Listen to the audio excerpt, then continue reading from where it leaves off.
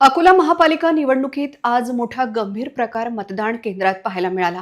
मतदान करताना ABCD अशा क्रमाने ईव्हीएम लावण्याची गरज होती, पण अनेक मतदान केंद्रात ईव्हीएम ही उलटी लावल्या गेली होती। मतदार कर्मचाऱ्यांनी त्यानंतर बदलल्या नाहीत। सकाळी 9:30 वाजता अकोल्यात केवळ 6.5% मतदान झाल्याची माहिती प्राप्त झाली आहे। अकोला महापालिका निवडणुकीत मतदारांना 4 मते द्यायची होती।